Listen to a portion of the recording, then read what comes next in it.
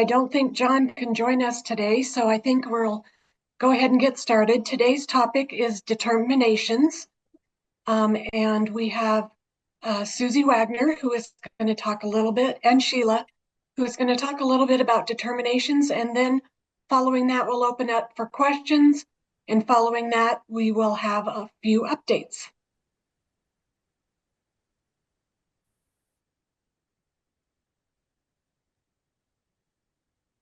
Right. I always get excited. Determinations mean we're at the end of the school year. I know that's more exciting for me than it probably is for the directors, but we are at determinations time of the year. So I appreciate Susie coming in and helping us because there is no way that I can even begin to try to explain to you the spread on these. And so I know that that's always helpful for you as directors sometimes when you're visiting with your superintendents around understanding the spread of where you are compared to other districts. So with that, Susie, I'm going to let you take it over. I don't see Susie. Oh, there she is. Okay, you should see me and you should see my PowerPoint. Do you? Yes. Okay. All right. So my objectives today are to show you where to download your reports, your determinations reports. Now, the 23-24 report isn't available yet. It will be available May 2nd, but I'll show you where to go on May 2nd. And then we're going to review the determinations criteria for the data. So we have compliance data, results data. We combine them overall. So I'm just going to go over those things. All right, so let me show you where to find them on SpedLink. So you should be seeing my SpedLink screen here. So what you'll do is you'll go to reporting and go to static reports. Now it'll pop up 23-24. As I told you, it's not available yet for 23-24, but just let me show you where it is for 22-23. So 22-23, you would select district, and then for report type, you'll select determinations. And then your district should automatically pop up. I have a list of all districts. You won't have a list of all districts, but your district should pop up. So what you'll want this static report screen to look like is 23-24, district, determinations, and then your district. And then you'll select the PDF report and it will pop up. So it should be real easy to do that.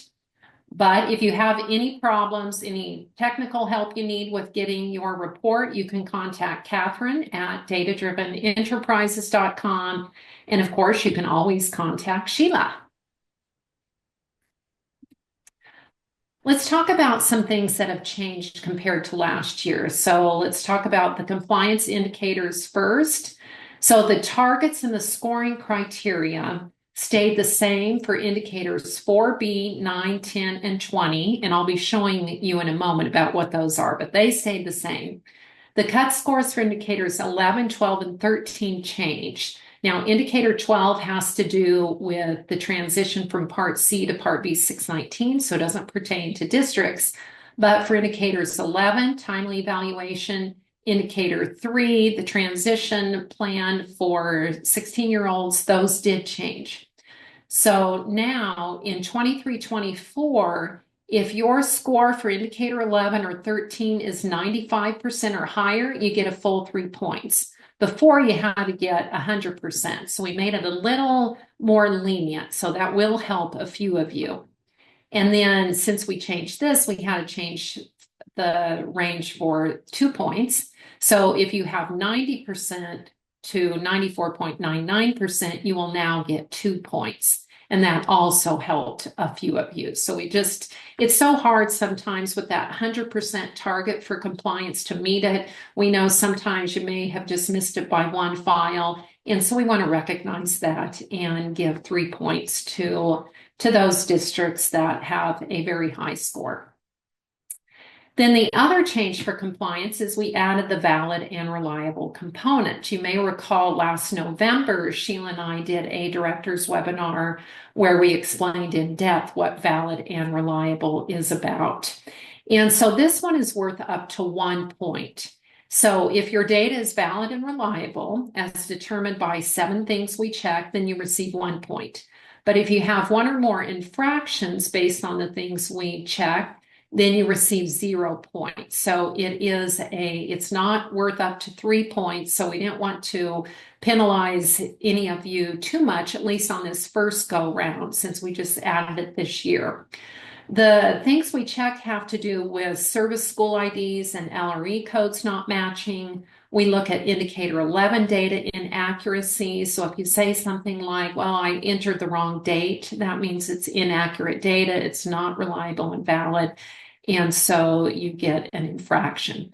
And then we look for missing data submissions. So if you didn't submit the 636, then you do get an infraction. So those are the changes on compliance, and I will show an example report and go over some of those things a little more in depth. For the results indicators, the targets on all the results indicators changed, and thus the cut score for 2 points changed. And so, as you may recall, for each of the results indicators like graduation, dropout, state test proficiency, we're required to increase our target each year, required by OSAP. And how we've set up our determinations is you get 2 points if you meet the target. And so therefore each year we have to change that 2-point cut score. And let me show you an example here for indicator 1, graduation. So last year the target was 58.21%. This year it's 58.98%. So this year, in order to get 2 points, you have to have a graduation rate of at least 58.98%.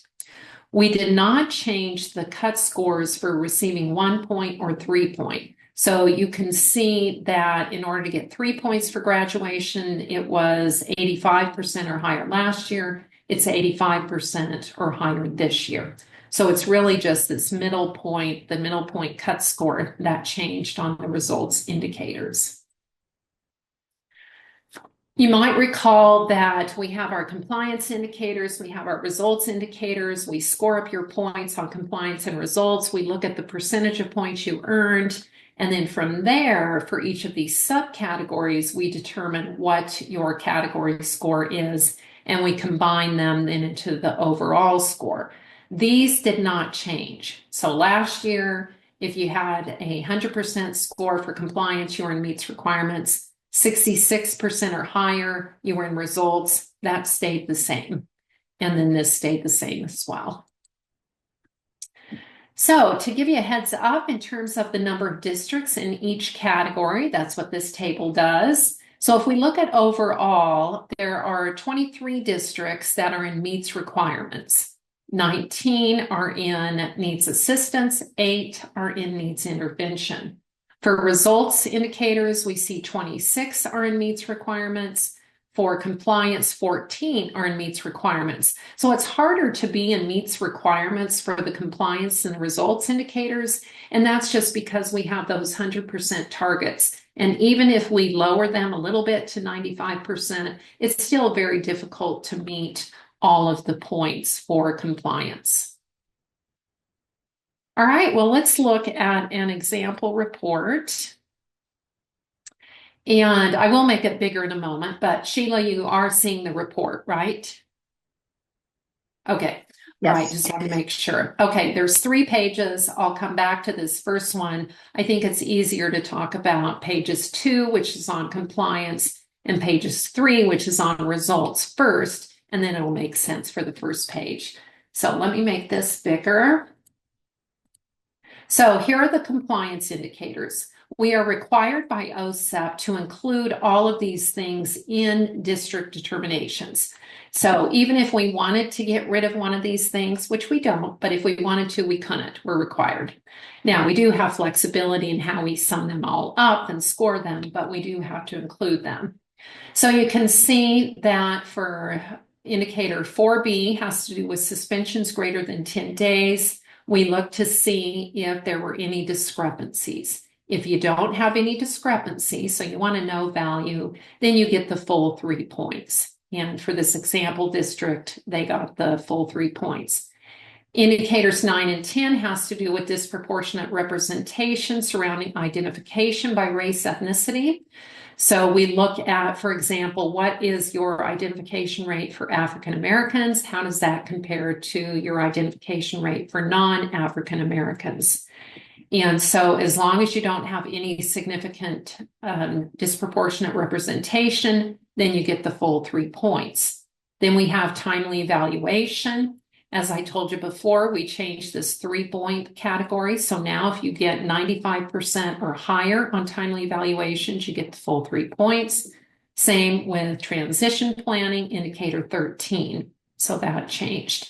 Then we have timeliness, which is based on the WDE 684 for October and June, and your self-assessment. And reminder that this is based on 23-24 data. So timeliness would have been based on the 23-24 submissions. And then lastly, this new one, valid and reliable. We look to see, did you have any inaccurate data based on these, what we call infractions? And if you do, you don't get any points. Then we just sum up the possible points, which is 19. We sum up the points you've earned. In this case, 18 points were earned. 18 divided by 19 is 94.74%. And that falls in the needs assistance category. So that's compliance. Then we have results. And so there are more results indicators than what we have on here, but this does represent a good chunk of them. So we have graduation rate. So the target is 58.98%. For this district, their rate was 37.93%. One thing we add on the results indicator is a percentile score, just so you get a sense of how do I compare to other districts. So for this district with this 37.93% rate, it's at the 16th percentile. So that means 84% of the district scored higher on graduation than this district. We show the number of students on which the graduation rate is based. Then we show the scoring criteria. So for this one, 37.93, it is below 50%. So this district receives 0 points. It's a fictitious district. We have the dropout rate. Same thing. We show the target. We show the district's rate. We show the percentile score for this rate. And then the points. Reading and math state test participation. If you recall on the report card, and let me just show you this here. So you know how we calculate 3A and 3B. So for 3A and 3B, we have to show 3 rates for ELA, 3 rates for math based on what OSEP tells us to do. So we show the grade 4, grade 8, and then the high school participation rate for ELA, and then the same thing for math. So the target you can see is 95% for all 6 of these groups. So for determinations, it's 95%. And then we take the average score of your district across these 6 categories to get your determination score.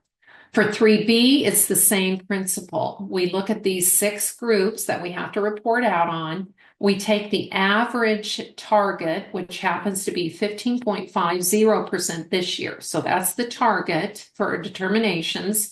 We take your average proficiency rate across these 6 groups, and that's what we compare the target to. So if we go back here, we can see for this district, 95% is the target. And their average across those 6 groups of students, their participation rate was 96.34%. And so it gets 2 points. For proficiency, the average target was 15.5. We take the average proficiency rate across those 6 groups. For this district, 10.86%, which falls in the 1 point range. So they got 1 point. Then we also add the reading and math student growth percentiles. This isn't an indicator, but when a group of stakeholders got together about, 4 years ago, we decided that it was important to look at growth. Are kids making growth? And so we take the average student growth percentile. So if you had 100 test takers We would look to see what was their student growth percentile in reading, what was it in math, take that average growth. And for this district, it's 46.65%. And here we decided, 4 years ago that anything 42% or higher would get the 2 points. Remember, you need to get 2 points here on average to meet requirements. Then we have LRE, and so you can see the target. This district met it, got the 2 points. Post-secondary outcomes, so indicator 14C is the one that shows what percentage of students pursued higher ed, were competitively employed, and or pursued some other type of education or some other type of training. So our target, 73.68, and here we can see this district met the target and so got 2 points. Then we have 2 response rates for indicator 8 and 14. So as you know, districts are in charge of administering indicator 8 and 14. So we want to make sure we give you a point if you meet these targets. So if your indicator 8 response rate is 20% or higher, you get 1 point. And if for indicator 14, your response rate is 60% or higher, you get 1 point. And then just like we did with compliance, we total up the points possible, 23. We total up the points earned, 11 in this case, calculate a percent, and then look down here to see what the category is. Then back to page 1, what we do here is, you can see here's the 47.83% needs intervention for results. Here's the 94.74% needs assistance from page 2. And then we add these together in a special way to get the overall percent. And how we do that is we take 75% times the results score, and then we take 25% times the compliance score and add those 2 numbers together. So we're giving 3 times the amount of weight to results than to compliance. And then you can see the overall score and look down here to see what category it falls in. In this case, it's needs assistance. So that is the report. And then the next thing I wanted to show you was the distribution. So just to give you an idea of the number of districts that are meeting the targets on each of these. And I won't spend a lot of time on this. It's probably more interesting to Sheila and me than anyone else. But Sheila said, yes, share it. So here I am sharing it. Okay, for 4B, that's suspension greater than 10 days. 46 districts received the full 3 points. So it's really not an issue for the majority of districts for suspensions.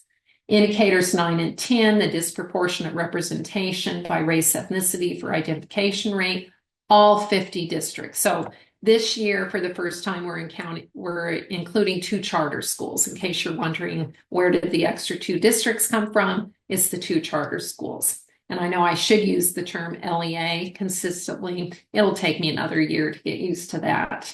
So, but all 50 districts met the targets for indicators 9 and 10.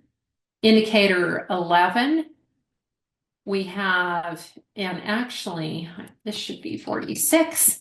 So remember, oh, no, sorry, it's different. I'm thinking of my results indicators. Nope, 43. 43 met the target for indicator 11, and then 30 met it for indicator 13.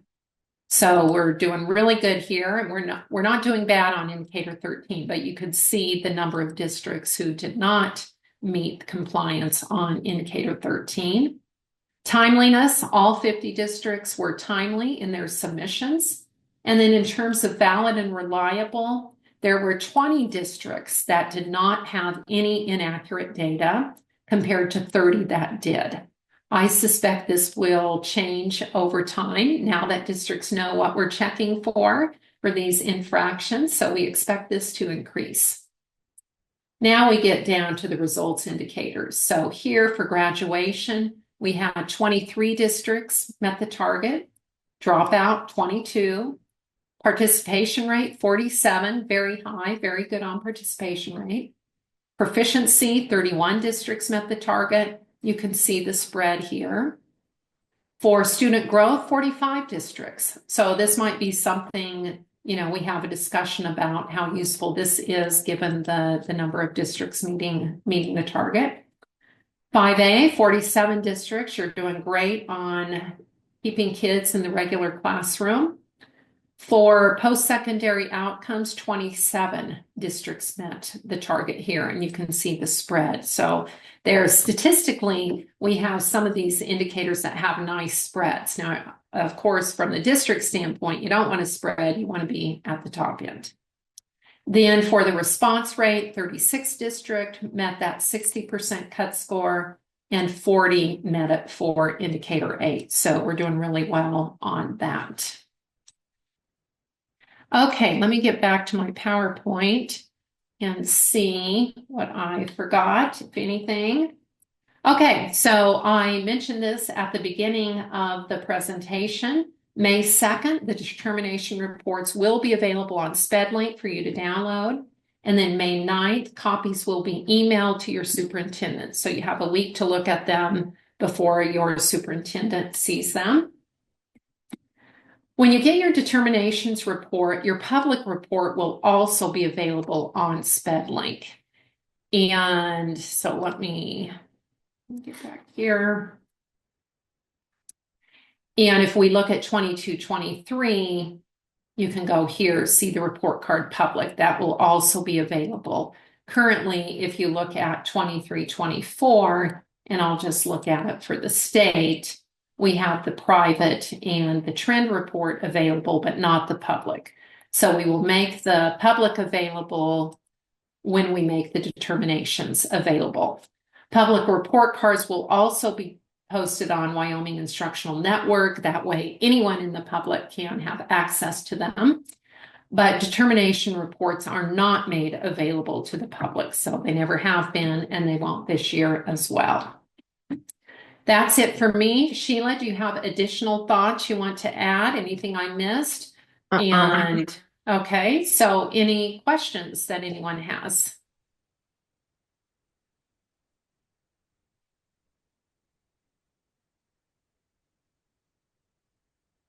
Okay, well, it should be pretty old stuff by this point. I'm guessing that's why there's no questions. But Sheila, I'll just turn it back over to you. I'll quit sharing and you have the floor.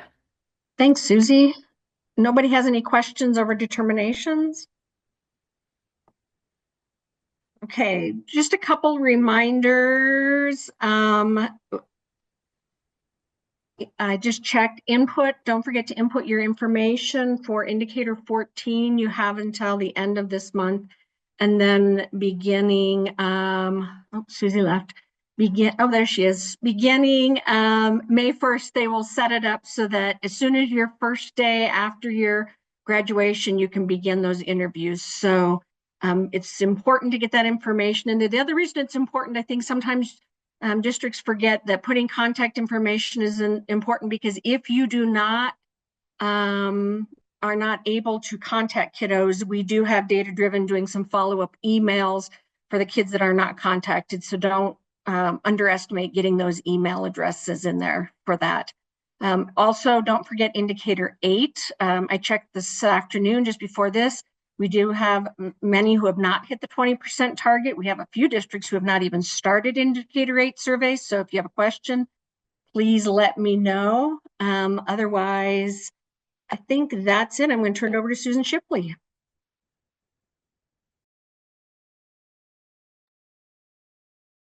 Good afternoon again.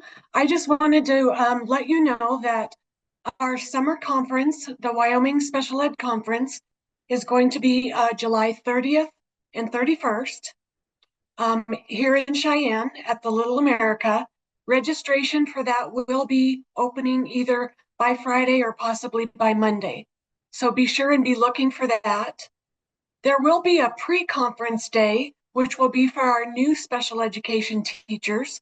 So if you have new SPED teachers who have 3 or less years of experience, be sure and tack on that pre-conference day, because there'll be great information for specific to new teachers. During the SPED conference, there will be a focus on specially designed instruction. The first day of the SPED conference will be on SDI for academics, and the second day of the conference will be SDI for behavior and functional skills throughout, SDI for functional skills throughout. So be sure and look for the registration. We're very excited about that, and we'd love to have you all attend. There is a focus on teachers this year. It's not necessarily we're focusing on administrators. We are aiming to get teachers there, and that's why the SDI focus. So, but you're welcome. You're all welcome to attend. That's the update I had. Last chance for questions, I guess. There's a question in the chat about when they'll hear about Indicator 13. We are still in the process of reviewing Indicator 13 files. Unfortunately, our spring has been much heavier than we anticipated in monitoring, so they're not done. So you will hear about them when we get them completed. Not sure at this point when that will be. I'm working with a couple of other things that we have to get out. So you will know when, we will let you know as soon as we get them completed. And then there, Susan, there's a question around whether or not the conference will be relevant to pre-K. I think when you're talking SDI and quality IEP development, it is relevant for everyone. It's all of Part B kids, so, and students. So I would say yes. There's academic and pre-academic skills for preschoolers, and then also behavior. So I would say yes, I would encourage attendance for that group as well.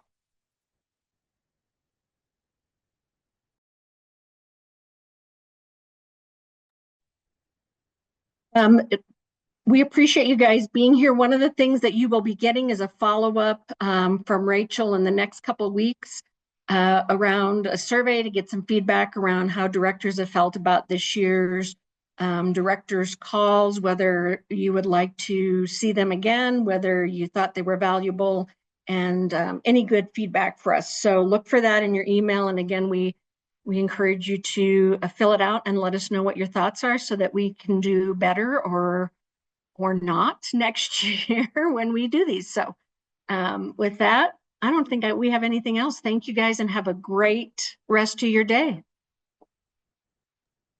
Thank you, everyone.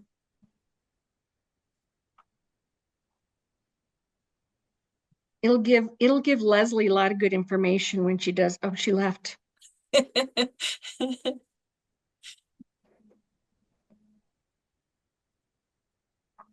I was gonna